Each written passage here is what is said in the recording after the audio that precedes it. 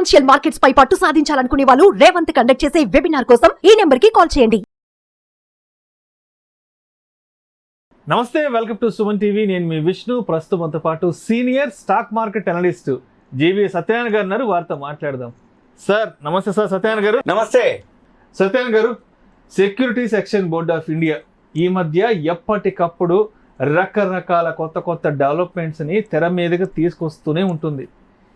ప్రతిరోజు పేపర్ చూసినా, వెబ్సైట్ చూసినా, సోషల్ మీడియాలోకి వెళ్ళినా కూడా అసలు సెబీ నుంచి ఎన్ని రకాల అప్డేట్స్ వస్తున్నాయి, ఎటువంటి కొత్త ఫ్రేమ్వర్క్స్ వస్తున్నాయి అంటే రెగ్యులర్గా అప్డేట్స్ వస్తూనే ఉంటున్నాయి. అవును, నా దగ్గర ఒక లిస్ట్ ఉంది, అసలు చూద్దాము.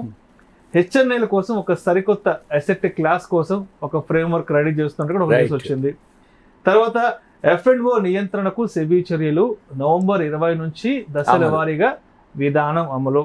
ఇంకోటి వచ్చేసి వీక్లీ ఎక్స్పైరీ ఒకేసారి అంటూ కూడా వీటి గురించి డీటెయిల్డ్గా ఒక్కొక్కటిగా మీ యొక్క అనాలిసిస్ తెలియచేయగలరు అసలు. రైట్. ఇప్పుడు ఈ మధ్య కాలంలో సెబీ వాళ్ళు బాగా యాక్షన్ అంటే మార్కెట్లో ఏం జరుగుతుంది, మార్కెట్ ఆల్ టైమ్ హైక్ పోవటం వలన మైనస్ పాయింట్లు ఏంటిది, ఎప్పుడో జరిగిన తర్వాత అయ్యే బదులు జరగక ముందే జాగ్రత్తలు తీసుకోవాలనే ఉద్దేశంతో చేంజెస్ అంటే రూల్స్ అనుకోండి ఎప్పటికప్పుడు. ఈ మధ్య కాలంలో మెయిన్ F&Oలో చిన్న ఇన్వెస్టర్లు బాగా నష్టపోతున్నారు అని అంతకుముందు నుంచి వార్నింగ్లు ఇవ్వటం.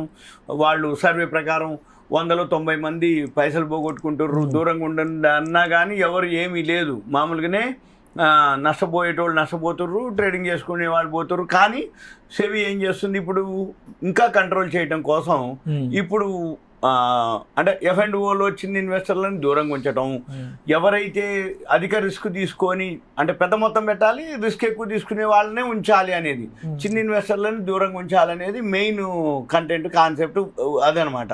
దీంతో ఎవరైతే అధిక రిస్క్ తీసుకునే వాళ్ళైతేనే ఇంట్రెస్ట్ చూపించి దాంట్లో అవగాహన ఉన్న వాళ్ళే ఉండండి అని, వేరే విధంగా కాదు అని. అయితే దీనికోసం ఇప్పుడు సెబీ ఓకే చెప్పడం జరిగింది.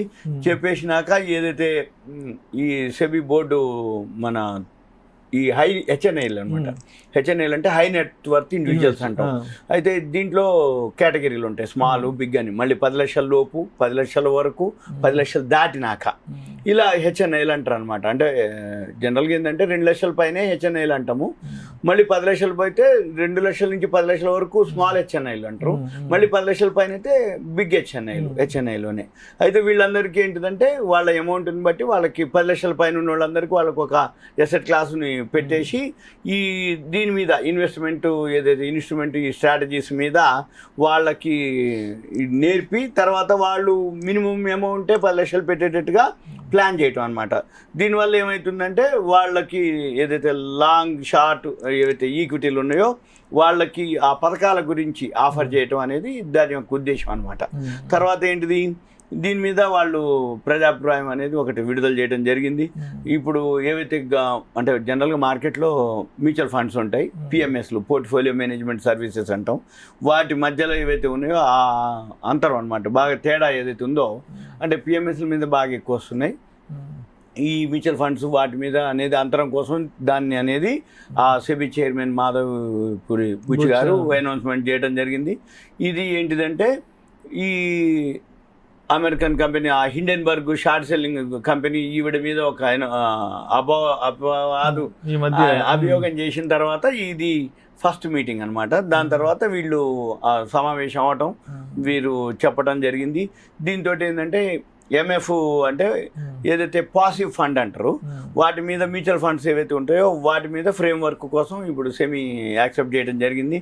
దీంట్లో ఏంటిదంటే ఎవరైతే మ్యూచువల్ ఫండ్స్ ఉంటారో వాళ్ళు స్పాన్సర్స్, వాళ్ళ నెట్వర్క్, వాళ్ళ ట్రాక్ రికార్డు, వాళ్ళు లాభదాయకత, వాళ్ళ ట్రస్టీలు ఎంతవరకు, వాళ్ళ రెస్పాన్సిబిలిటీ, ఆమోద ప్రక్రియ, ఇదంతా కూడా వాటి మీద కొన్ని నిబంధనలు ఉండి అవన్నీ సడలించడం జరిగింది. అది అనమాట. అయితే దీంట్లో ఈజీగా ఎంటర్ అవ్వడం కోసం కొత్త వాళ్ళని ఏదైతే ప్రోత్సహించడం కోసం నిబంధనలు ఏవైతే ఉన్నాయో తగ్గించడం, వీటితో పాటు మార్కెట్లో ద్రవ్య లభ్యత అంటే బాగా ఫండ్స్ రావడం కోసం అనేది పెట్టుబడుల వివిధీకరణ అనే దాని మీద ఆర్థిక ఆవిష్కరణ చేయడం అనేది ప్రోత్సహించడం అనేది ఈ ఫ్రేమ్ వర్క్ యొక్క ముఖ్య ఉద్దేశం అనమాట. అంటే మ్యూచువల్ ఫండ్స్లోకి ఎవరైతే కొత్త వాళ్ళు ఉన్నారో వాటికి రూల్స్ కొంచెం సడలించినట్టుగా చెప్పడం జరిగింది.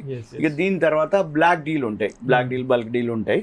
ఈ బ్లాక్ డీల్లో T+0 సెటిల్మెంట్ అనమాట. అంతకుముందు ఏంటంటే T+1 T+2 ఉండేది, ఇప్పుడు T+1 ఉండేది, దాన్ని T+0 అంటే సేమ్ డే రోజే ఆ డీల్కి సంబంధించినటువంటి ఏవైతే ఉన్నాయో అవి అంటే అమౌంట్ పేయిన్లు పేఅవుట్లు షేర్లు డిమాట్లోకి వెళ్ళిపోవటాలు అవన్నీ జరగటం కోసం T+0 అంటే ఈరోజు చేస్తే ఈరోజే అయిపోతాయి. మనం కొనుక్కుంటే షేర్లు వచ్చేస్తే అమ్మేస్తే పైసలు కూడా వచ్చేస్తాయి అనమాట. దాన్ని T+0కి చేసారు T+1 నుంచి. అయితే అవి కొన్ని ఓన్లీ 25 కంపెనీసే ఉండేది. ఇప్పుడు దాన్ని ఏం చేశారంటే టాప్ 500 కంపెనీస్కి పెంచారు. బ్లాక్ డీల్ ఓన్లీ 25 కాకుండా దశల వారీగా టాప్ 500 వరకు అనమాట. అప్పుడు ఏమవుతుందంటే ఎక్కువ శాతం కంపెనీలకు అవకాశం ఉంటుంది, బ్రోకర్లకు కూడా ఈజీ అవుతుంది అనేది వాళ్ళు ఆ సెటిల్మెంట్ విధానం అనమాట. T+1 బదులు సేమ్ డే చేస్తారని. ఇక తర్వాత రైట్స్ ఇష్యూలు ఉండేది. ఈ రైట్స్ ఇష్యూలకి కంపెనీ ఏం చేసింది అంటే అంతకుముందు 23 వర్కింగ్ డేస్ ఉండేది. అంటే సపోజ్ మనం కంపెనీ రైట్స్ ఇష్యూ చేసి మనం అప్లై చేస్తే మన షేర్లు మన డిమాట్లోకి రావాలి అంటే 23 వర్కింగ్ డేస్ పట్టేది. దాన్ని ఇప్పుడు అంతకుముందు టైం ఎక్కువ తీసుకునేది. యావరేజ్న వాళ్ళు చెప్పడం ఏంటంటే 317 రోజులు పడుతుంది అనేది. అయితే ఇప్పుడు అలా కాకుండా కంపెనీ కనుక ఆమోదం తెలిపితే అంటే అనౌన్స్మెంట్ చేసిన తర్వాత 23 పని దినాల్లో క్లోజ్ చేయాలి. ఇప్పుడు ప్రజెంట్ ఇది ఇంకా అడ్వాన్స్ అనమాట. అంటే ఫాస్ట్గా రైట్స్ ఇష్యూకి వచ్చినావు అంటే 23 వర్కింగ్ డేస్లో దీన్ని కంప్లీట్ చేయాలన్నమాట. దానివల్ల ఏమవుతుందంటే ఈ మార్కెట్ ఒడిదుడుకులు ఏదైనా ఉన్నా కానీ ఫాస్ట్గా అయిపోద్ది. అంటే టైం ఎక్కువ తీసుకోకుండా ఉంటాయి. టైం ఎక్కువ తీసుకోవడం వల్ల ఏంటంటే మార్కెట్ బాగలేకపోతే మళ్ళీ వాళ్ళు పోస్ట్ పోన్ చేయటమో క్యాన్సిల్ చేయటమో జరిగేది. ఇవన్నీ లేకుండా ఏంటిది 23 వర్కింగ్ డేస్లో అంటే అనౌన్స్ చేసినా క్లోజ్ అయిపోవాలన్నమాట. అయితే దీంతో పాటు అంతకుముందు రిజల్ట్స్ అనౌన్స్ చేస్తారు. ఈ రిజల్ట్స్ అనౌన్స్ చేసేది ఏదైతే ఉందో అంతకుముందు తర్వాత తీసుకునేది 3 గంటల వరకు. అంటే వాళ్ళు టైం అనమాట. అంటే 3:30కి మార్కెట్ అయిపోతుంది. దాన్ని ఇప్పుడు ఏం చేశారంటే 30 మినిట్స్ బదులు 3 అవర్స్ వరకు టైం అనమాట. అంటే 3:30 తర్వాత 3 గంటల లోపు కంపెనీ యొక్క బోర్డు ఇప్పుడు సెకండ్ క్వార్టర్ రిజల్ట్స్ వస్తాయి. ఇప్పుడు అక్టోబర్లో నెక్స్ట్ వీక్ నుంచి సెకండ్ క్వార్టర్ రిజల్ట్స్ వస్తాయి. ఆ సెకండ్ క్వార్టర్ రిజల్ట్స్ ఏవైతే ఉన్నాయో కంపెనీలు కొన్ని ఏం చేస్తాయంటే మార్కెట్ అవర్స్లో అనౌన్స్ చేస్తాయి, కొన్నో మార్కెట్ అవర్స్ బిఫోర్ అనౌన్స్ చేస్తాయి, కొన్ని 3:30 తర్వాత అనౌన్స్ చేస్తాయి. ఈ 3:30 తర్వాత అనౌన్స్ చేసే ఏవైతే ఉన్నాయో వాళ్ళకి 3 అవర్స్ వరకు టైం ఇవ్వడం జరిగింది. ఓకే, ఇటువంటి ఏవైతే లిటిగేషన్లు కానీ ఏవైతే ఉన్నాయనుకో అవన్నీ అంతకుముందు సపోజ్ ఏదైనా కంపెనీ మీద లిటిగేషన్ కానీ ఏదైనా వస్తే వాళ్ళు ఎక్స్ప్లెనేషన్ ఇచ్చుకోవాలి కంపెనీ సెబీకి.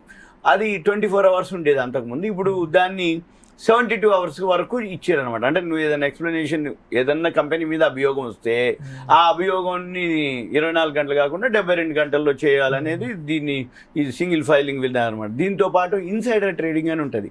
ఇన్సైడర్ ట్రేడింగ్ అంటే ఏంటంటే ఒక కంపెనీలో ఏదైతే న్యూస్ ఉంటుందో అది బయటికి రాకుండానే కంపెనీ వాళ్ళు మ్యూచువల్ ఫండ్స్ అనుకోండి, ఇన్స్టిట్యూషన్స్ అనుకోండి, ఫారెన్ వాళ్ళు అనుకోండి, వాళ్ళే దాని మీద అంటే సపోజ్ ఇప్పుడు ఒక కంపెనీ ఏదో అనౌన్స్ చేయాలనుకుంటుంది, లేకపోతే ఒక డీల్ జరుగుతుంది, ఆ చర్చలు జరుగుతూ ఉంటాయి. ఆ జరుగుతున్నటువంటి న్యూస్ని వీళ్ళు ఏం చేస్తారు, ముందుగానే స్టాఫ్ కానీ బయటకు వచ్చేస్తుంది. ఆ న్యూస్ ని వీళ్ళు స్టాక్ బ్రోకర్లు వాళ్ళు ఆ న్యూస్ తోటి ఆ షేర్లో స్పెక్యులేషన్ ఎక్కువ చేస్తారనమాట. అయితే దాని ద్వారా ఇప్పుడు ఏమవుతుందంటే దాన్ని ఏమంటారు అంటే యూపీఐ బ్లాక్ మెకానిజం అంటారు.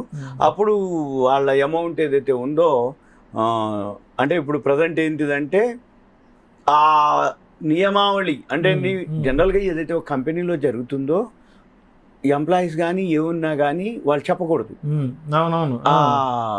ఆ లీక్ చేయకూడదు. ఆ లీక్ చేసి ఏదైతే ఉందో దానితోటి ఇప్పుడు ఆ నిషేధం అనమాట నియమావళిని దాన్ని కనెక్ట్ చేస్తారు. అంటే ఏదైనా జరిగితే బాగా యాక్షన్ తీసుకుంటారు అన్నట్టు. అటువంటి చేయకూడదు అనేది ఆ నిబంధనల పరిధిలోకి తీసుకురావడం జరిగింది. దానివల్ల ఏమవుతుందంటే ఇన్సైడర్ ట్రేడింగ్ అనమాట. అంటే స్పెక్యులేషన్ జరగకుండా అంటే నా న్యూస్ తోటి వీళ్ళు ఏం చేస్తారు, ముందు కొనుక్కుంటారు, ఆ న్యూస్ రాగానే పెరుగుతుంది షేర్, వీళ్ళు ఎగ్జిట్ అయిపోతారు. అది ఇన్సైడర్ ట్రేడింగ్ అనమాట. అయితే మళ్ళీ ఇంకోటి ఏంటిదంటే ఇప్పుడు యూపీఐ బ్లాక్ మెకానిజం అనమాట. అంటే మనం డిజిటల్ ద్వారా మన పేమెంట్లు ఏవైతే ఉన్నాయో అది ఇప్పుడు 3-in-1 ట్రేడింగ్ అనమాట. అంతకుముందు ఇప్పుడు ఆల్రెడీ వచ్చేసింది 3-in-1. అంటే మన దగ్గర ఫండ్స్ ఏవైతే ఉన్నాయో ఒకటే అకౌంట్ ద్వారా ఈక్విటీ చేసుకోవచ్చు, F&O చేసుకోవచ్చు, కమోడిటీస్ చేసుకోవచ్చు, కరెన్సీ చేసుకోవచ్చు. దీన్ని 3-in-1 అంటారు అనమాట. అంటే మీ దగ్గర ఒక అకౌంట్ ఉంటే మీరు 3.5 అయిపోయింది, 3.5 అయిపోగానే ఆ అమౌంట్ ఉంది, దాన్ని మీరు కమోడిటీస్ గోల్డ్ సిల్వర్ చేసుకోవచ్చు. 5 వరకు కరెన్సీ ఉంటుంది, డాలర్, యూరో, పౌండ్లు. అదే పైసలతోటి డాలర్ కానీ పౌండ్లు కానీ చేయొచ్చు. మళ్ళీ 5 అయిపోయింది, ఫారెన్ కరెన్సీ ఎక్స్చేంజ్ ఆ మార్కెట్ అయిపోయింది, కరెన్సీ మార్కెట్. మళ్ళీ నైట్ 11:30 వరకు gold, silver, crude oil, natural. అంటే మన అమౌంట్ 3-in-1 అనమాట. అంటే ఉన్న అమౌంట్ని చేసుకోవచ్చు. ఆల్రెడీ ఇది ఉన్నదే మళ్ళీ వాళ్ళు కల్పించాలని చెప్పేసి చెప్పడం జరిగింది.